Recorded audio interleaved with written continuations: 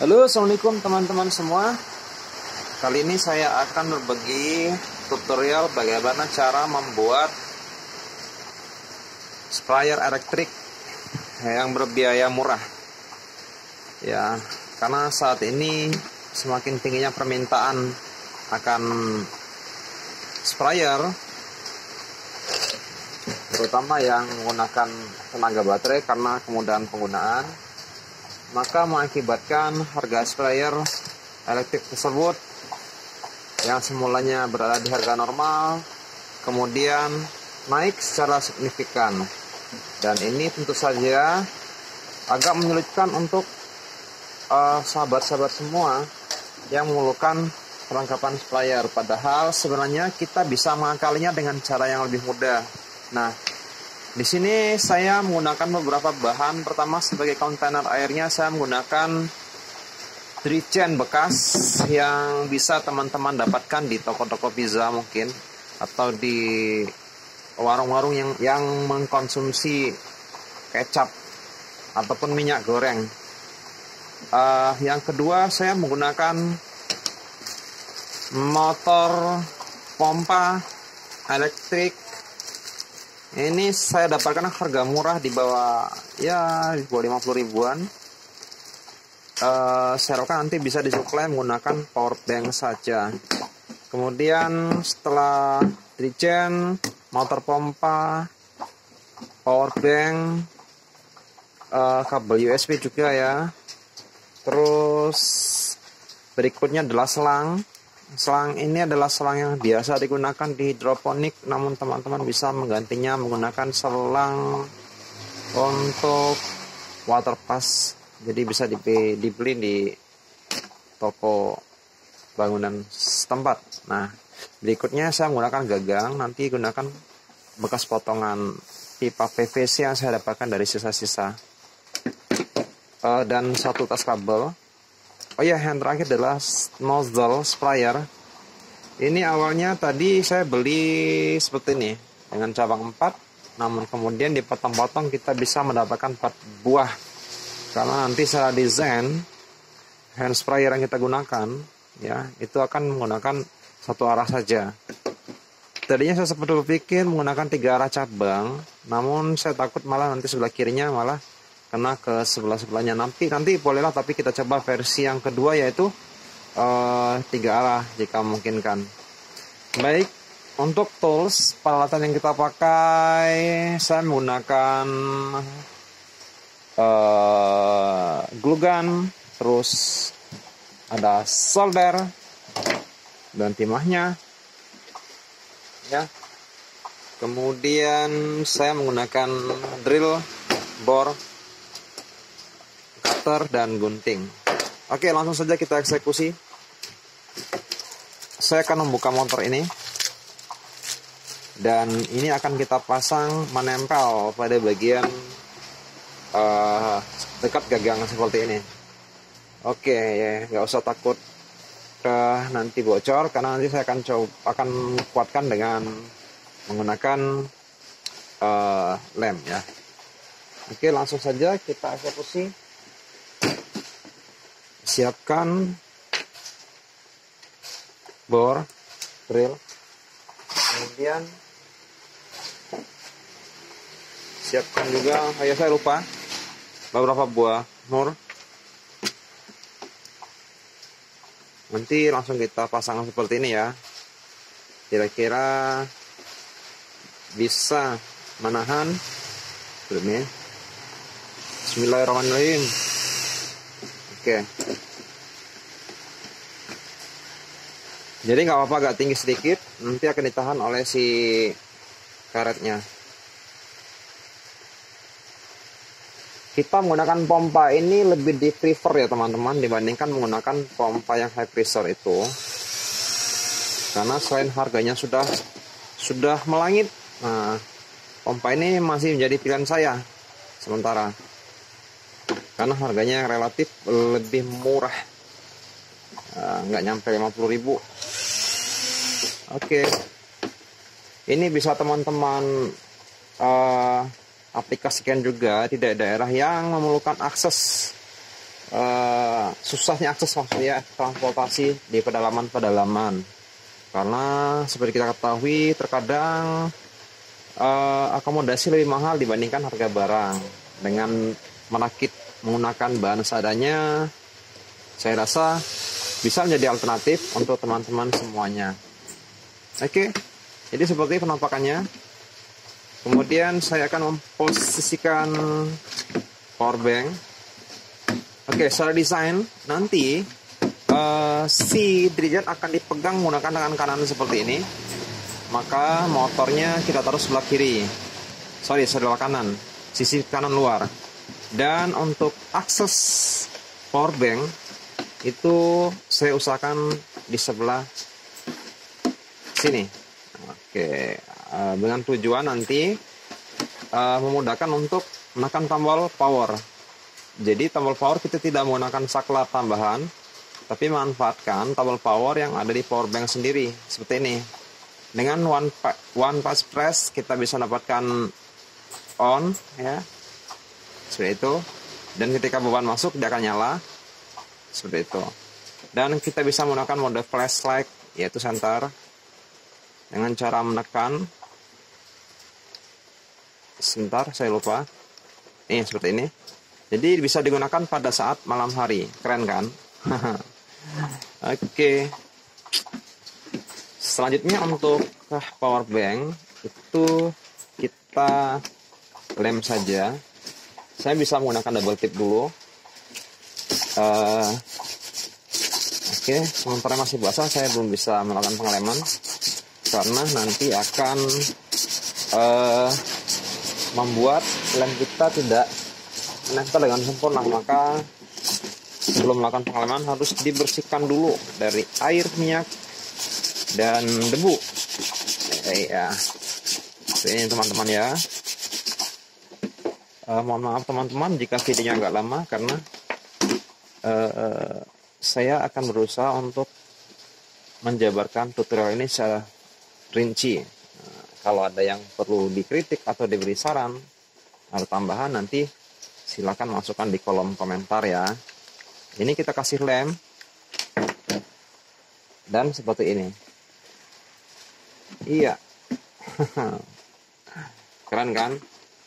Iya. Satu sisi sebelah kiri itu adalah akses untuk powerbank dengan tombol power on off-nya, dan sebelah kanan itu adalah pompa. Iya. Jadi nanti langsung saja kita melakukan proses penyaluran untuk akses power. Oke, saya lupa menyampaikan tadi saya menggunakan satu buah konektor ya, konektor USB untuk mendapatkan akses power. Jadi seperti ini. Nanti ini silakan dilem di sembarang tempat boleh. Supaya tidak terlalu panjang kabelnya seperti ini, maka bisa menggunakan pilihan seperti ini. Jadi nanti muter ada ke belakang sedikit, atau nanti bisa seperti ini bisa juga, yang kira-kira tidak akan mengganggu atau menghalangi proses penyemprotannya nanti ketika digunakan alatnya.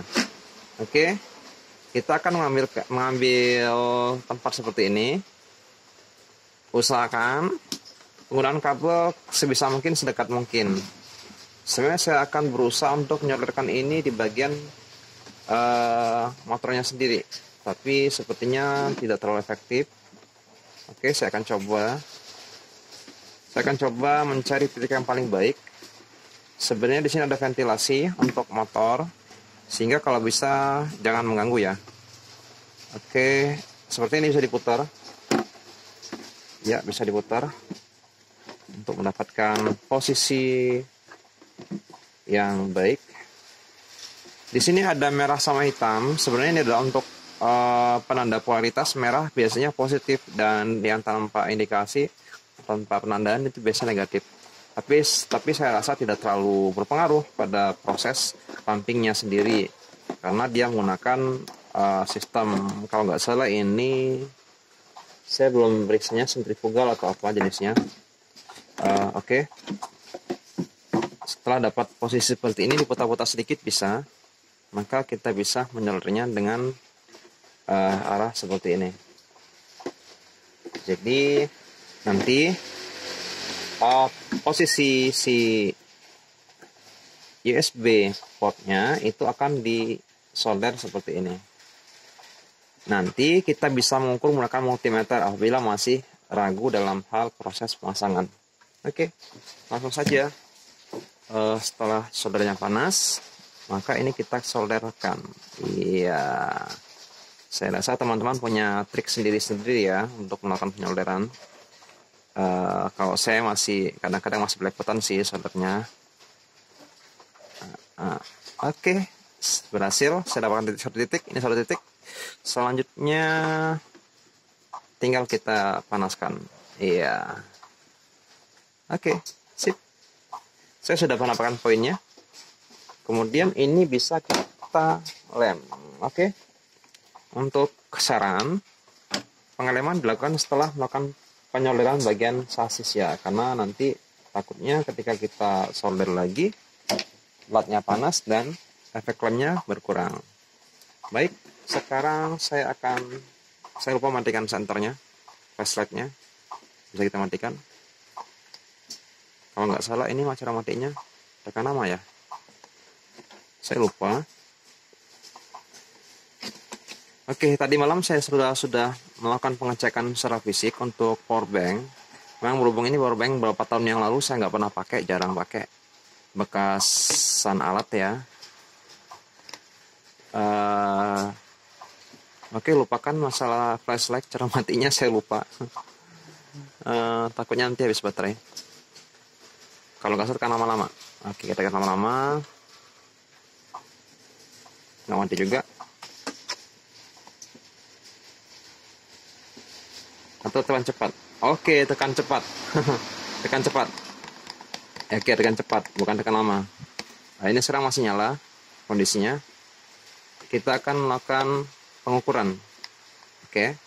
Pengukuran mana positif, mana negatif. Untuk teman-teman yang bisa mengakses Google, sebenarnya bisa cari di Google. Tapi guna memastikan, saya akan melakukan pengukuran menggunakan multimeter. Oke, saya sudah menyiapkan multimeternya di posisi full.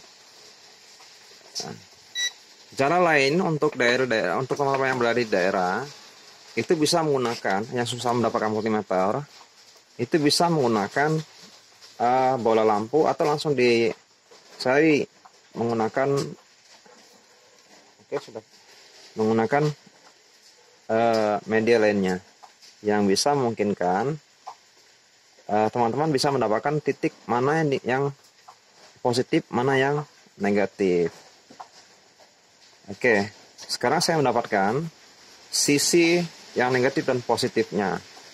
Bagian luar pinggir itu identik dengan negatif biasanya kan. Jadi ini saya pinggirkan seperti ini saja. Jadi nanti kaki yang nomor sebelah pinggir ini akan saya solderkan seperti ini untuk menyalurkan negatif dan grounding sama-sama, jadi double. Nanti ketemu sama akses si minnya si motor. Dan kita hanya menggunakan satu kabel saja. Ini saya gabelkan untuk positif. Jadi kabel yang digunakan antara motor itu satu kabel saja, karena kita menghubungkan si groundingnya si power bank tadi langsung terhadap negatifnya motor. Iya, seperti ini. Oke, saya lupa. Seharusnya pengeleman dilakukan setelah disolder semuanya. Tadi saya abai kalau masih ada yang sudah satu lagi untuk sasis. Oke. Selanjutnya kita akan melakukan penyolderan pada bagian positif motor. Iya.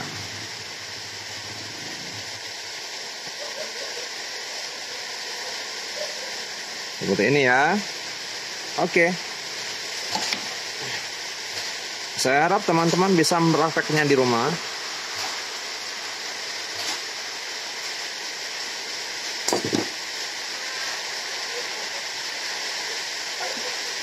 Seperti ini. Iya. Jadi positifnya yang dihubungkan. Positifnya dihubungkan.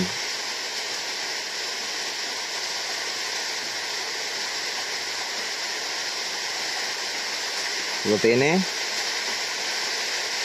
Nah, memang sedikit kecil teman-teman ya, tapi nanti sekali lagi bisa dicari di Google cara menghubungkan kabel ini. Atau kalau misalnya tidak bisa mendapatkan konektor ini, nanti bisa diakali dengan memotong kabel terus mencari mana yang ada arus listriknya. Kan ada 4 kabel tuh sama 1 jaket, jadi ada 5 utas sama kulit luarnya. Biasanya kulit luar itu sudah ada groundingnya.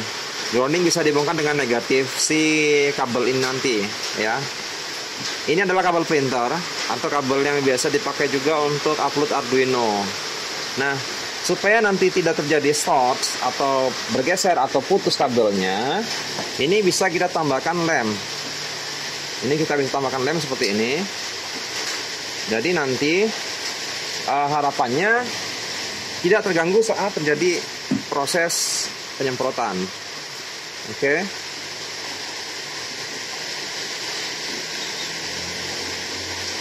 Kita sudah berhasil masangnya seperti ini.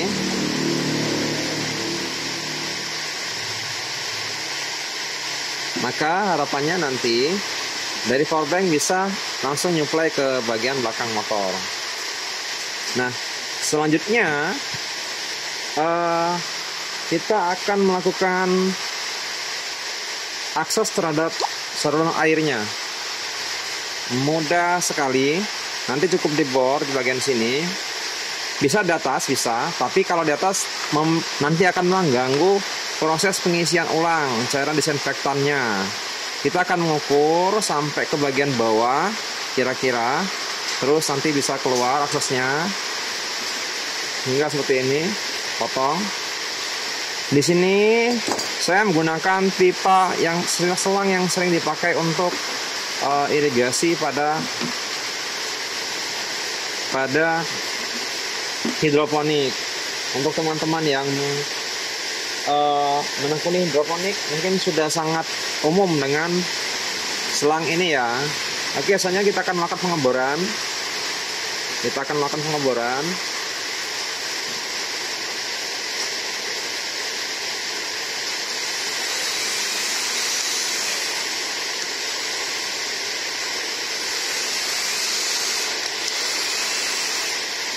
Saya menggunakan ini bornya. Saya bisa menggunakan bor. Oke, saya dapat akses lubang seperti ini. Kalau kurang besar, sekarang sedang hujan teman-temannya di luar. Saya sedang hujan. Oke, langsung saja. Usahakan selangnya sampai ke bagian bawah. Kalau dia terlanjur ngegulung, ini kita bisa luruskan sedikit demi sedikit supaya nanti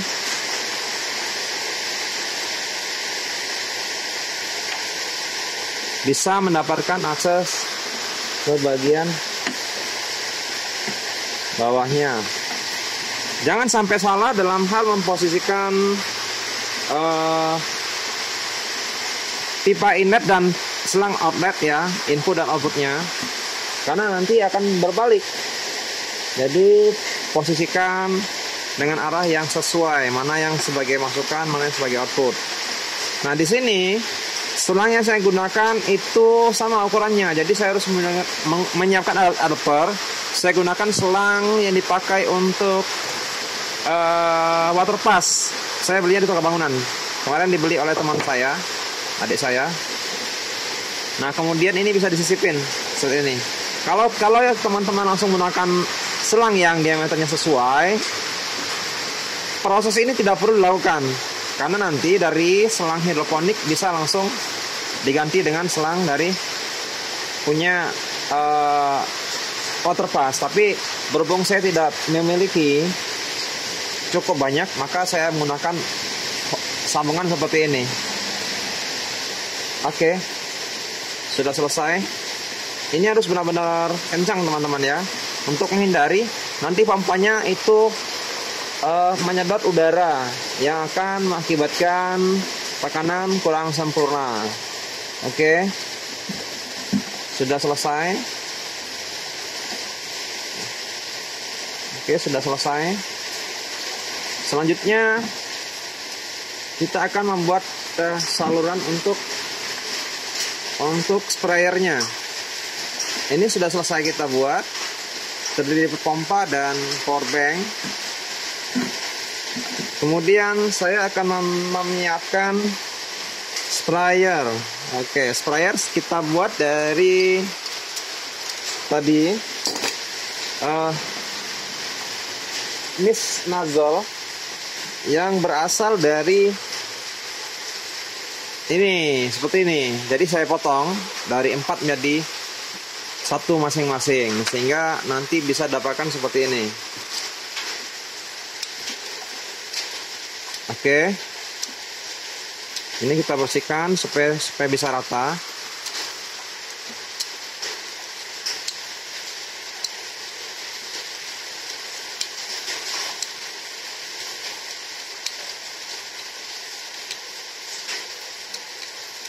Oke, kemudian ini saya akan hubungkan, tapi sebelumnya kita kasih lem dulu boleh, bagian pinggir. Langsung nanti ini tekan habis, ditekan,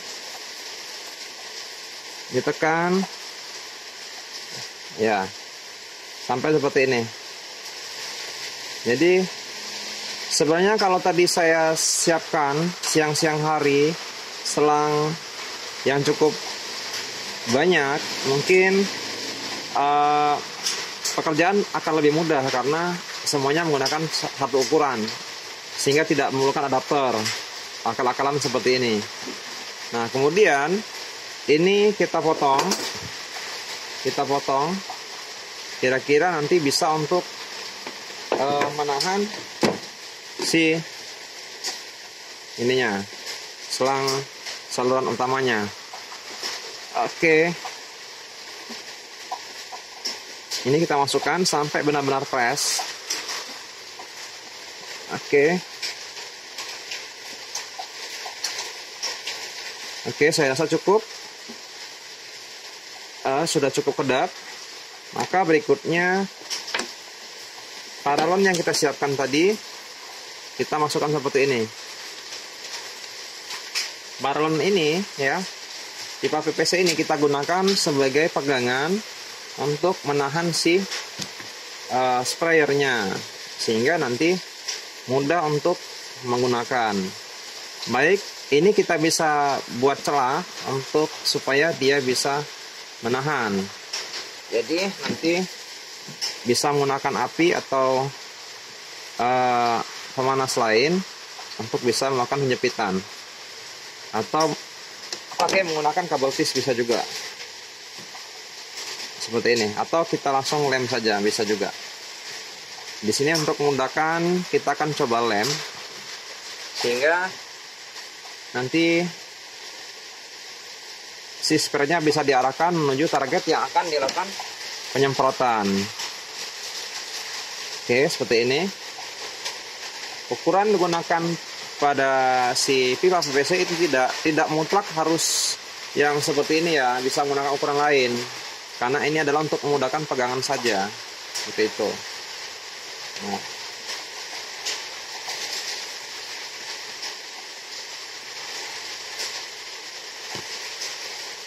Oke.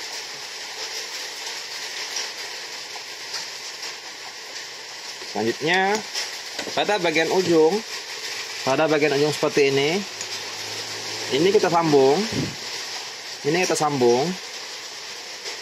sambung sampai benar-benar kedap ya,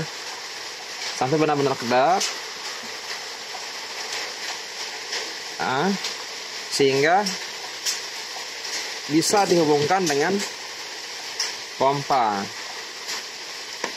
Iya, seperti ini. Maka ini kita bisa masukkan ke bagian. Jadi teman-teman, ini terdapat dua saluran ya, satu berlabel in, satu label out. Jadi seperti ini jadinya. Oke. Dan ini adalah untuk gagang pegangan, sehingga nanti kita bisa melakukan penyemprotan. Oke, seperti ini. Oke teman-teman, selagi kita melakukan pengecasan pada power bank, oke, kita akan ngecasnya dulu. Indikator sudah menyala untuk charging, jadi sangat hemat energi ya. Saya rasa mungkin di bawah 4 watt lah dayanya. Jadi kalau kita punya power bank yang cukup besar, maka ya bisa jadi cukup lama proses penyemprotan bisa dilakukan. Nah, tadi pipa PVC yang kita gunakan itu lepas, jadi sementara saya akan menggunakan lakban saja untuk melakukan pengikatan. Sebenarnya ini bisa menggunakan kabel tis atau menggunakan lem yang lainnya juga bisa. Jadi sementara kita menggunakan seperti ini.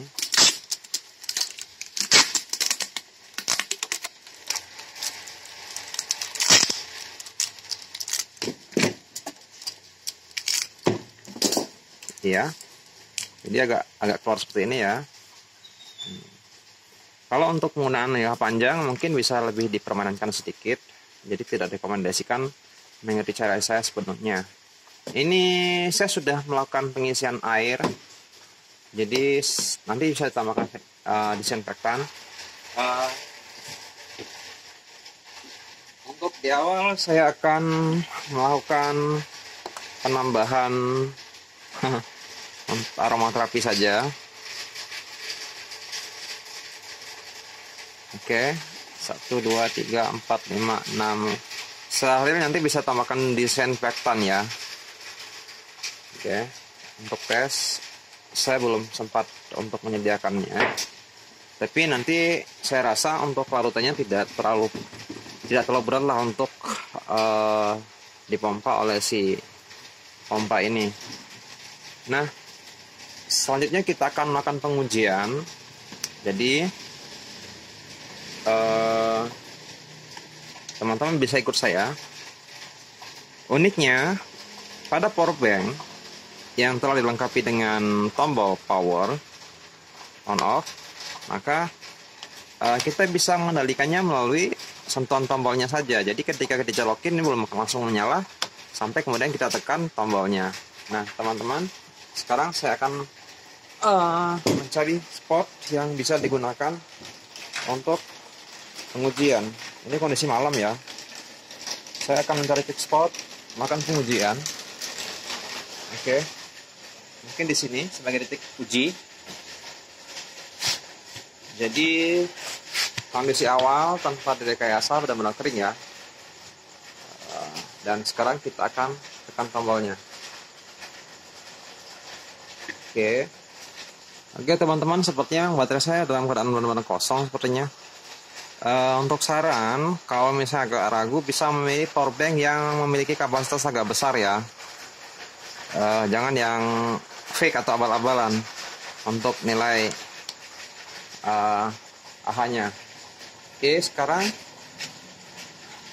terpaksa kita akan menunggu dulu sampai kira-kira power banknya itu bisa siap untuk digunakan.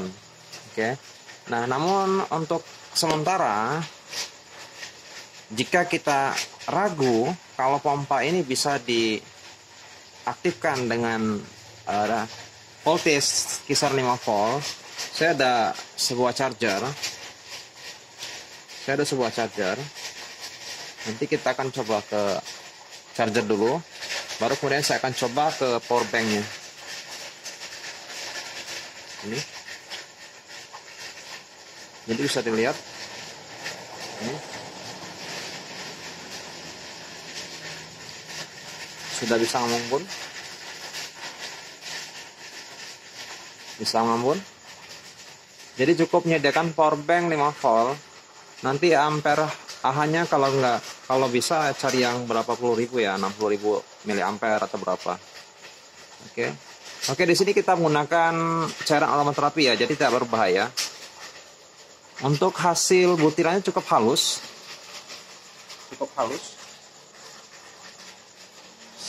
Harusnya saya coba di papan sebentar. Jadi bisa dilihat.